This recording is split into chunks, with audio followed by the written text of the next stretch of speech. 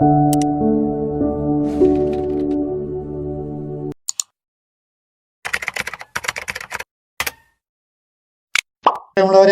മത്തായിയുടെ സുവിശേഷം 5-ാമത്തെ അധ്യായം 17 തുടങ്ങി 20 വരെയുള്ള വാക്യങ്ങളാണ് നമ്മൾ വായിച്ചു കേട്ടത്.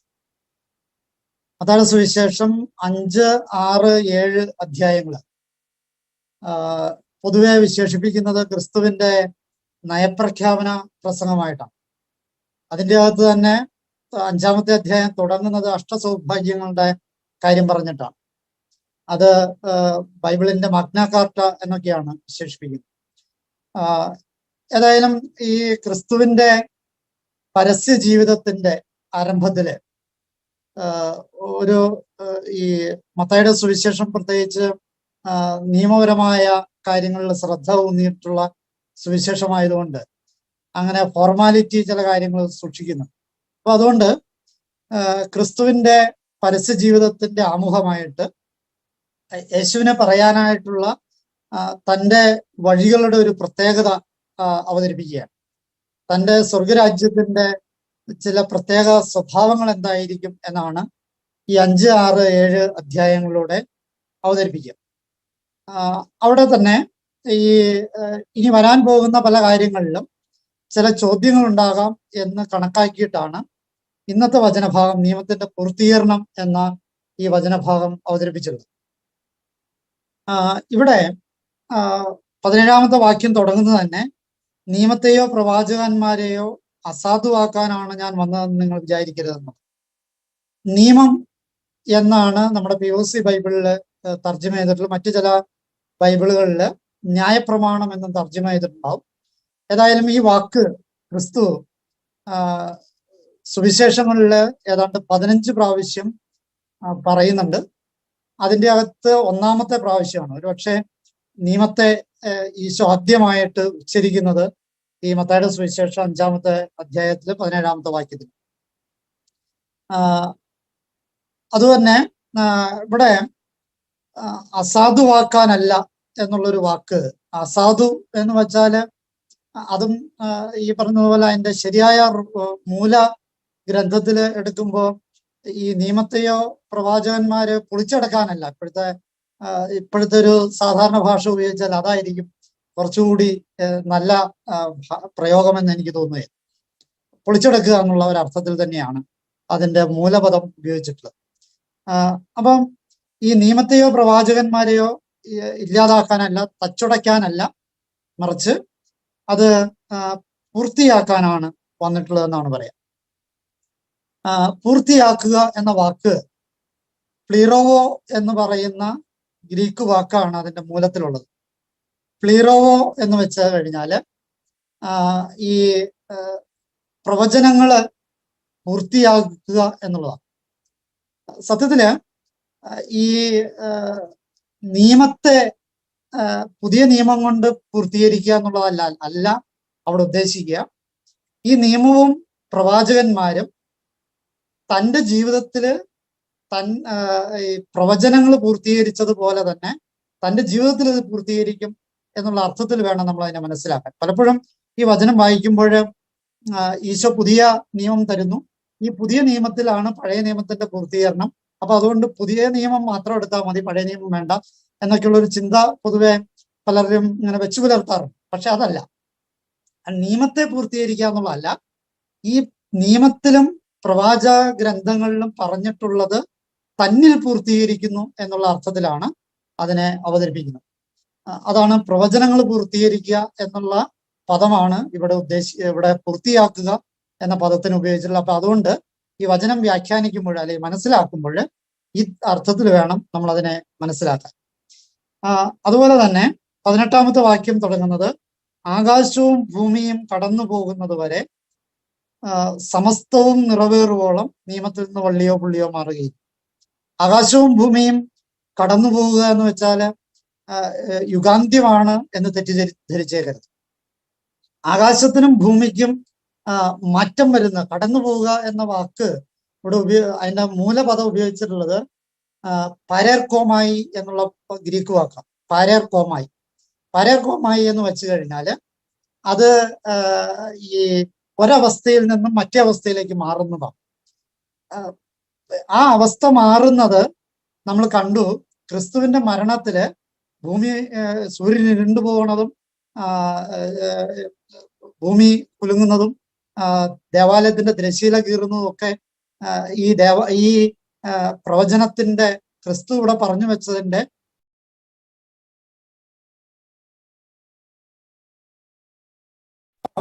ഈ ആകാശവും ഭൂമിയും പോയി വേറൊരു പുതിയ ആകാശവും പുതിയ ഭൂമിയും വരും.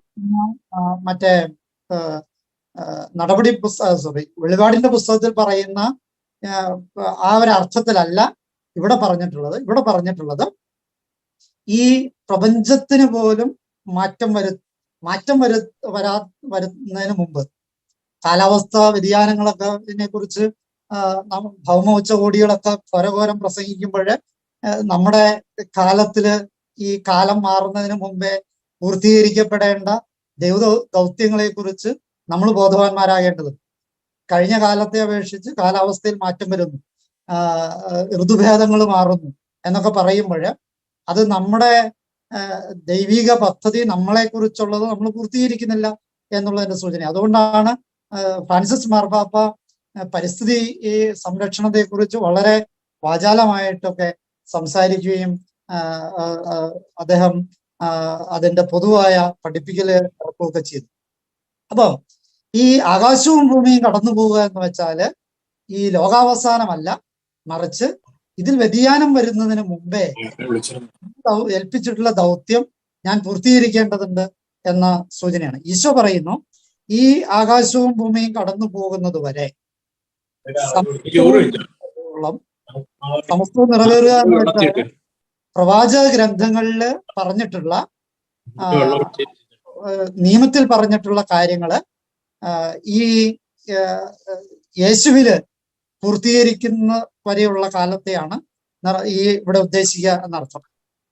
നിയമത്തിൽ വള്ളിയോ പുള്ളിയോ മാറില്ല എന്ന് വെച്ചാല് അതൊരു എബ്രായ അക്ഷരങ്ങളുടെ ഒരു ശൈലിയുണ്ട്. അതിന് ഈ കുത്തുങ്ങോമയും ഒക്കെ കൂടുതലാണ്, വള്ളിയും പുള്ളിയൊക്കെ കൂടുതലാണ്. അക്ഷരങ്ങൾക്കിടയിൽ തന്നെ വള്ളിയും പുള്ളികളൊക്കെ ഉണ്ട്. ഈ വള്ളി പുള്ളികൾക്ക് ഒരുപാട് അർത്ഥവ്യത്യാസങ്ങൾ ഉണ്ടാകാറുണ്ട്. പക്ഷെ ആ അർത്ഥവ്യത്യാസങ്ങൾ വരാതെ തന്നെ ഇത് നടപ്പിലാക്കും എന്നുള്ളതാണ്. ഏതാണ് നിയമം എന്നുദ്ദേശിക്കുക? നിയമം എന്നുദ്ദേശിക്കുന്നത് സീനായി ഉടമ്പടിയില് ദൈവം കൊടുത്ത കൽപ്പനകളാണ്. അപ്പൊ ഈ കൽപ്പനകളാണ് നിയമം എന്ന് വിശേഷിപ്പിക്കുന്നത്. ഇവിടെ ഈ നിയമങ്ങളില് യഹൂദര് കുറെ നിയമങ്ങള് വാരിക്കോരി ഉണ്ടാക്കിയിട്ടുണ്ടായി. ആ നിയമത്തെ അല്ല ഇവിടെ വിവക്ഷിക്കുന്നത്, മറിച്ച് ദൈവത്തിന്റെ നിയമങ്ങളെയാണ്. ദൈവത്തിന്റെ നിയമങ്ങളോടൊപ്പം കാലാകാലങ്ങളിൽ പ്രവാചകന്മാര് അതാത് കാലത്ത് പ്രവചിച്ചു വെച്ച രക്ഷകന്റെ സ്വഭാവം എന്തായിരിക്കും, രക്ഷകന്റെ ജീവിതത്തില് നിവർത്തിയാകാൻ പോകുന്ന കാര്യങ്ങൾ എന്തൊക്കെയായിരിക്കും, ഇതൊക്കെ പറഞ്ഞു വെച്ചതും. അപ്പൊ പ്രവചനം എന്ന് വെച്ചാല് രക്ഷകനെ കുറിച്ചുള്ള പ്രവചനങ്ങൾ, നിയമം എന്ന് വെച്ചാല് ദൈവം കൊടുത്ത കൽപ്പനകൾ. ഈ രണ്ടർത്ഥത്തിൽ വേണം നമ്മൾ ഈ നിയമത്തെയും പ്രവാചകന്മാരെയും ഇവിടുത്തെ കോണ്ടക്സ്റ്റില് മനസ്സിലാക്കാൻ വേണ്ടി. ഇനി 19-ാമത്തെ വാക്യത്തിൽ പറയാണ്, ഈ പ്രമാണങ്ങളിൽ ഏറ്റവും നിസ്സാരമായ ഒന്ന് ലംഘിക്കുകയോ ലംഘിക്കാൻ മറ്റുള്ളവരെ പഠിപ്പിക്കുകയോ ചെയ്യുന്നു. ഏത് പ്രമാണങ്ങളില്? ഈ പ്രമാണങ്ങളിൽ ഏറ്റവും നിസ്സാരമായ ഒന്ന്. പ്രമാണങ്ങളിലെ അന്തസത്ത എന്ന് പറയുന്ന സ്നേഹമാണെന്ന് ഈശോ പകർത്തി തന്നിട്ടുണ്ട്. അപ്പൊ നിസ്സാരമായ ഒന്ന് എന്ന് പറയുന്നത് യേശുവിന്റെ ഭാഷ ഉപയോഗിച്ച് പറഞ്ഞാല് അത് പുതിയ നിയമമാണ്. ആ പുതിയ നിയമം എന്ന് പറയുന്നത് നിസ്സാരമാണ്, അത് സ്നേഹത്തിന്റെ കൽപ്പനയാണ്, സ്നേഹം തന്നെയാണ്. അപ്പോ ഈ മറ്റ് നിയമങ്ങളെല്ലാം പൂർത്തീകരിക്കുന്നത് സ്നേഹത്തിലാണെന്നും ആ ഏറ്റവും നിസ്സാരമായ ഒന്ന് ലംഘിക്കുകയോ ലംഘിക്കാൻ പഠിപ്പിക്കുകയോ ചെയ്യുന്നവൻ, സ്നേഹത്തിന്റെ പ്രമാണത്തെ ലംഘിക്കുകയോ ലംഘിക്കാൻ പഠിപ്പിക്കുകയോ ചെയ്യുന്നവൻ സ്വർഗരാജ്യത്തിൽ ഏറ്റവും ചെറിയവനെന്ന് വിളിക്കപ്പെടുമെന്നുള്ളത്. അത് വളരെ പ്രധാനപ്പെട്ട ഒരു കാര്യമാണ്. ഇവിടുത്തെ ഈ വചനത്തിന്റെ പൂർത്തീകരണം എന്ന് പറയുന്നത് നമ്മിലൂടെയാണ് നടക്കേണ്ടതെന്ന് സാരം. സ്നേഹത്തിന്റെ കൽപ്പന അത് അത് മാത്രമേ നമ്മൾ പഠിപ്പിക്കാൻ പാടുള്ളൂ. വിദ്വേഷത്തിന്റെയും പകയുടെയും വെറുപ്പിന്റെയും ഗ്രൂപ്പിസത്തിന്റെയും ഒക്കെ കാര്യങ്ങൾ കൊണ്ടുവരുമ്പോൾ ഈ സ്നേഹത്തിന്റെ പ്രമാണം ലംഘിച്ചിട്ട് ബാക്കി ഏതൊരു നിയമം പാലിച്ചിട്ടും കാര്യമില്ല. അതുകൊണ്ടാണ് ഈ ക്രിസ്തു ഇവിടെ കൃത്യമായിട്ട് പറയാ, ഏറ്റവും നിസ്സാരമായ ഈ ഒന്ന് ആ ഒന്നെന്ന് പറഞ്ഞാൽ ഏതാ? സ്നേഹമാണ്. അപ്പൊ സ്നേഹത്തിന്റെ പ്രമാണം ലംഘിച്ചിട്ട്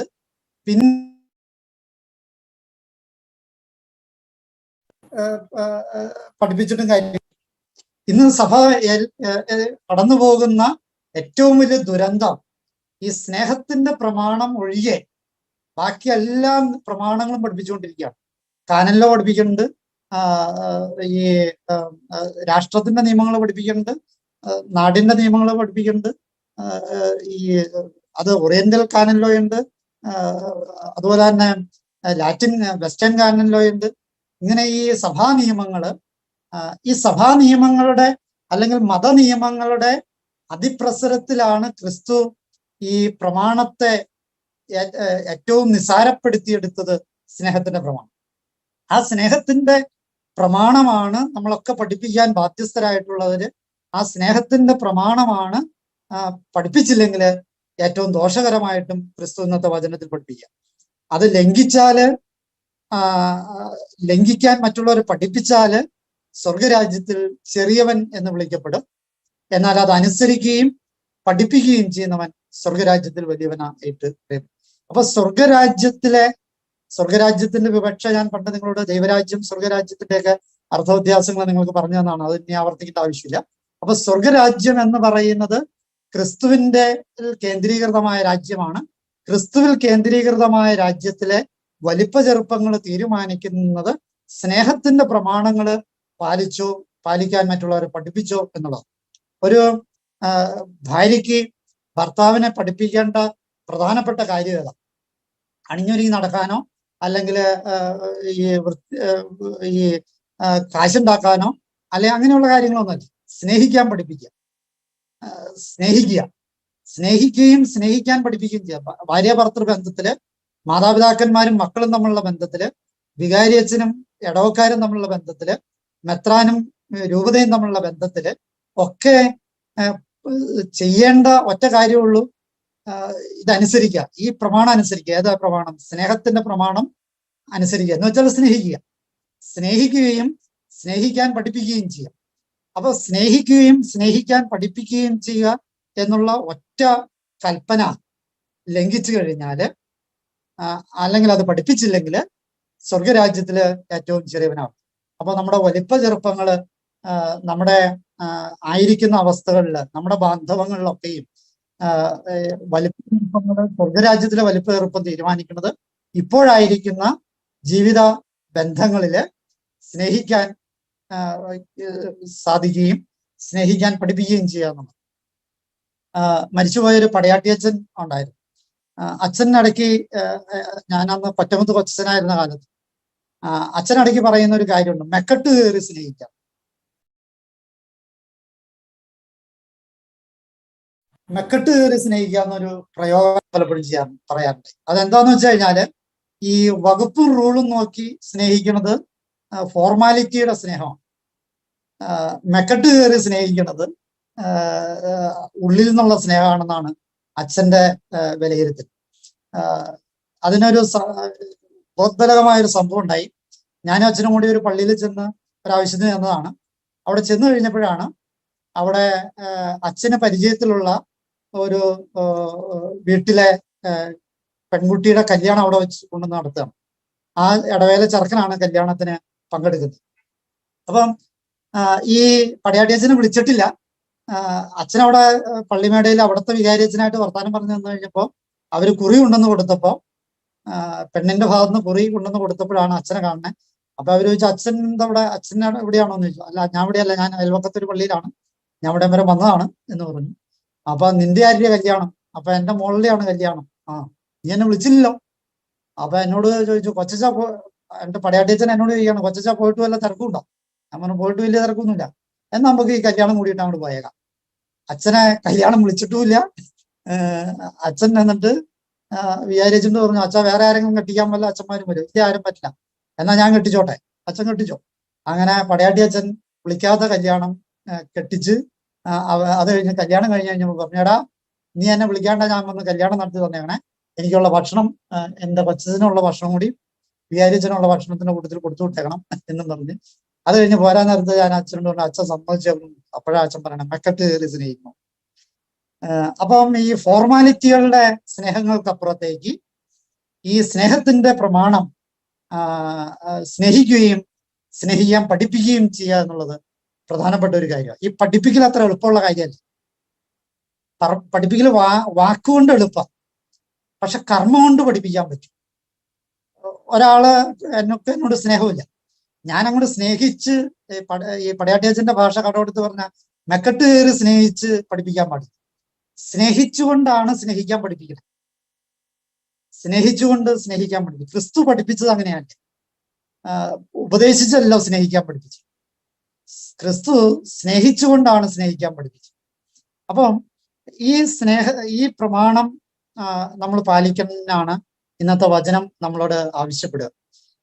എന്നിട്ട് അവസാനമായിട്ട് 20ാമത്തെ വാക്യത്തിൽ പറഞ്ഞു വയ്ക്കുകയാണ്, നിയമജ്ഞരുടെയും ഫരിസേയരുടെയും നീതിയെ അതിശയിക്കുന്നില്ല എങ്കിൽ നിങ്ങൾ സ്വർഗരാജ്യത്തിൽ പ്രവേശിക്കുകയില്ലെന്ന് ഞാൻ നിങ്ങളോട് പറയുന്നു. അത് പിന്നെ കട്ടായായി കുറച്ചുകൂടി വിശാലമാവുകയാണ്. അതായത് സ്നേഹം, മിനിമം സ്നേഹം പോരെന്നാണ് ഈ പറഞ്ഞതിന്റെ അർത്ഥം. നിങ്ങളുടെ നീതി, നിയമജ്ഞരുടെയും ഫരിസേയരുടെയും നീതിയെ, അപ്പൊ അവരുടെ നീതിയുടെ പ്രത്യേകത എന്താ? നിയമജ്ഞരും ഫരിസേയരും നീതീകരിക്കുക എന്ന് പറഞ്ഞാല് അവര് നിയമത്തെ അനുസരിച്ചാല് നീതീകരണം. പക്ഷെ ക്രിസ്തുവിനെ സംബന്ധിച്ചിടത്തോളം നിയമത്തെ അനുസരിച്ചാൽ മാത്രം പോരാ, സ്നേഹിച്ചുകൊണ്ട് നിയമാനുസരണം നടത്തും. നിയമാനുസൃതവും വേണം, അന്നം വേണം, അത് സ്നേഹിച്ചുകൊണ്ടായിരിക്കും. അപ്പോ ഈ നിയമം സ്നേഹിച്ചുകൊണ്ടായിരിക്കണം. എല്ലാ നിയമങ്ങളും സ്നേഹത്തിൽ നിന്നുണ്ടാകണം, എല്ലാ നിയമങ്ങളും സ്നേഹത്തിൽ പാലിക്കപ്പെടണം. അല്ല എങ്കിൽ നിയമത്തിന് വേണ്ടി നിയമമായാല് അത് ഫരിസേയരുടെയും നിയമജ്ഞരുടെയും നീതിയാവും. ആ നീതിയേക്കാൾ സ്നേഹത്തിന്റെ നീതിയാണ് നമുക്കുണ്ടാകേണ്ടത്. അതാണ് യൗസേ പിതാവിനെ നീതിമാൻ എന്ന് ബൈബിള് വിശേഷിപ്പിക്കുക. അപ്പൊ ഈ ഫരിസേയരുടെയും നിയമജ്ഞരുടെയും നീതി എന്ന് പറയുന്നത് ദൈവീക നിയമങ്ങളെ അവനവന്റെ സാഹചര്യത്തിനനുസരിച്ച് ദുർവ്യാഖ്യാനം ചെയ്ത് അത് നിയമമാക്കി ആചാരമാക്കി വെച്ചിട്ട് ഈ ദൈവത്തിന്റെ കൽപ്പന മാറ്റി ഇവർ പറയണ സാധനമാക്കി മാറ്റി എന്നുള്ളതാണ്. അപ്പൊ സ്നേഹത്തിൽ നിന്ന് ദൈവകൽപ്പന സ്നേഹത്തിൽ ഉണ്ടായതാണ്. ആ ദൈവകൽപ്പനയിൽ നിന്ന് മാനുഷിക നിയമങ്ങളിലേക്ക് വന്നപ്പോൾ ഈ ദൈവകൽപ്പന ഇല്ലാണ്ടായി. ഇന്നും നമ്മുടെ സഭയിൽ സംഭവിച്ചുകൊണ്ടിരിക്കുന്ന വലിയ ദുരന്തം ഇത് തന്നെ. ദൈവത്തിന്റെ സ്നേഹത്തിന്റെ കൽപ്പനയിൽ നിന്ന് നമ്മൾ സഭാ നിയമങ്ങൾ ഉണ്ടാക്കി. ഈ സഭാ നിയമങ്ങള് നോക്കി ശിക്ഷയും മഹ്റോനും എന്നാ പറയണേ ഭീഷണിയും പോലീസും കോടതിയും കേസും ഒക്കെ ആയിട്ട് നടക്കുമ്പോൾ ഈ ദൈവത്തിന്റെ പ്രമാണത്തിൽ നിന്ന്, ദൈവത്തിന്റെ കൽപ്പനയിൽ നിന്ന് വ്യതിചലിച്ചു പോയി. അതുകൊണ്ടാണ് ക്രിസ്തു കൃത്യമായിട്ട് പറയണേ, നിങ്ങളുടെ നീതി, ഈ നിയമജ്ഞരുടെയും ഫരിസേയരുടെയും നീതിയെ അതിശയിക്കുന്നില്ലെങ്കിൽ സ്വർഗരാജ്യത്തിൽ പ്രവേശിക്കില്ല. ഇന്ന് സഭാവിശ്വാസികൾക്ക് വലിയ താക്കീതായിട്ട് ഈ വചനം മാറണമെന്നാണ് ഈ ഉള്ളവന്റെ പക്ഷം. ഇന്നത്തെ കാലത്തിന്റെ നിയമജ്ഞരെയും ഫരിസേയരെയും നമ്മൾ തിരിച്ചറിയണം. ഈ കാലഘട്ടത്തിന്റെ, ഞാൻ ആവർത്തിച്ചു പറയുന്നു, ഈ കാലഘട്ടത്തിന്റെ നിയമജ്ഞരെയും ഫരിസേയരെയും നമ്മൾ തിരിച്ചറിഞ്ഞിട്ട് ഈ ദൈവത്തിന്റെ കൽപ്പനയിലേക്ക് തിരിച്ചുപോയി സ്നേഹത്തിന്റെ കൽപ്പന, ഏറ്റവും അടിസ്ഥാന കൽപ്പന, ആ സ്നേഹത്തിന്റെ കൽപ്പന പാലിച്ചുകൊണ്ട് നമുക്ക് ഈ സ്വർഗരാജ്യത്തിൽ പ്രവേശിക്കാൻ സാധിക്കണം. അവിടെ വലിയവനാണ്. അപ്പം ഒറ്റ കാര്യം പറയുന്നുള്ളൂ, സ്വർഗരാജ്യത്തിൽ പ്രവേശിക്കണമെങ്കിൽ ഈ ആധുനിക കാലഘട്ടത്തിന്റെ ആയിക്കോട്ടെ, യേശുവിന്റെ കാലഘട്ടത്തിന്റെ ആയിക്കോട്ടെ, എല്ലാ കാലഘട്ടത്തിലും ഈ നിയമജ്ഞനും ഫരിസേയരും ഉണ്ട്. ആ നിയമജ്ഞനുടെയും ഫരിസേയരുടെയും വ്യാഖ്യാനങ്ങൾക്കപ്പുറത്തേക്ക് ദൈവത്തിന്റെ ഒറ്റ കൽപ്പന, ഏറ്റവും ലളിതമായ കൽപ്പന അത് പാലിച്ചുകൊണ്ട് സ്വർഗരാജ്യത്തിന് അവകാശിയാകാനും ഒപ്പം തന്നെ അതില് വലിയവനാകാനും സാധിക്കട്ടെ. അതിനുള്ള കൃപ തമ്പുരാൻ തരട്ടെ. ഒരു നിമിഷം നമുക്ക് പ്രാർത്ഥിക്കാം. കാരണവനായ കർത്താവെ, തിരുസന്നിധിയിൽ ഞങ്ങൾ എല്ലാവരെയും സമർപ്പിച്ച് പ്രാർത്ഥിക്കുന്നു. എല്ലാ ദൈവീക നിയമങ്ങളും എല്ലാ പ്രവാചകന്മാരുടെ രക്ഷകനെ കുറിച്ചുള്ള പ്രവചനങ്ങളും നിന്നിൽ പൂർത്തീകരിച്ചു എന്ന് ഞങ്ങൾ തിരിച്ചറിയും. നീ സ്നേഹം തന്നെയായിരുന്നു. നിന്റെ കൽപ്പന സ്നേഹത്തിൻ്റെതായിരുന്നു. ആ സ്നേഹത്തിന്റെ ഒരൊറ്റ പ്രമാണം, ഏറ്റവും നിസ്സാരമായ ഒരു പ്രമാണം, ആ പ്രമാണത്തെ പാലിക്കാനാണ് ഞങ്ങൾ ഈ ഭൂമിയിൽ മുഴുവൻ കഷ്ടപ്പെടുക. ഒരു പക്ഷേ ഈ ലോകത്തിലെ ഏറ്റവും വലിയ ദാരിദ്ര്യം എന്ന് പറയുന്നത് സമ്പത്ത് എന്നതിനേക്കാൾ സ്നേഹരാഹിത്യമാണ്. സ്നേഹിക്കപ്പെടുന്നില്ല എന്നുള്ളതാണ് ഏറ്റവും വലിയ പരാതിയും പരിഭവവും. അങ്ങനെയെങ്കിൽ സ്നേഹമാണ് ഈ ലോകത്തിലെ ഏറ്റവും അഭാവം എന്ന് തിരിച്ചറിയാൻ നിന്റെ കൽപ്പനയുടെ സ്നേഹത്തിന്റെ പ്രചാരകരായി, സ്നേഹത്തിന്റെ പ്രവാചകരായി ഈ ആകാശവും ഭൂമിയും മാറ്റാൻ ഉള്ള കൃപ ഞങ്ങൾക്ക് പ്രദാനം ചെയ്യണമേ. ഈ പ്രപഞ്ചത്തെ തന്നെ സ്നേഹിച്ചുകൊണ്ട് മാറ്റാൻ പറ്റും എന്ന തിരിച്ചറിവ് ഞങ്ങൾക്ക് നൽകണം. ഈ പ്രപഞ്ചത്തെ സ്നേഹിച്ചുകൊണ്ട്, ദൈവത്തെ സ്നേഹിച്ചുകൊണ്ട്, ഞങ്ങളോട് ഒപ്പമായിരിക്കുന്നവരെ സ്നേഹിച്ചുകൊണ്ട് ഈ ആകാശവും ഭൂമിയും മാറ്റിയെടുക്കാൻ, ഈ പ്രപഞ്ചം മുഴുവൻ മാറ്റിയെടുക്കാൻ, ഈ ജനസമൂഹത്തെ മാറ്റിയെടുക്കാൻ ഉള്ള കൃപ ഞങ്ങൾക്ക് നൽകണമേ. അതുവഴി നിന്റെ സ്വർഗരാജ്യത്തിലെ വലിയവരായി തീരാനായിട്ടുള്ള കൃപ ഞങ്ങൾക്ക് ഓരോരുത്തർക്കും പ്രദാനം ചെയ്യണം. നമ്മുടെ കർത്താവ് യേശു മിശിഹായുടെ കൃപയും പിതാവായ ദൈവത്തിന്റെ സ്നേഹവും പരിശുദ്ധാത്മാവിന്റെ സഹവാസവും നമ്മോടും നമ്മുടെ ശുശ്രൂഷകളോടും കൂടി ഉണ്ടായിരിക്കട്ടെ, ഇപ്പോഴും എപ്പോഴും എന്നേക്കും. ശിംശേശ്വരി.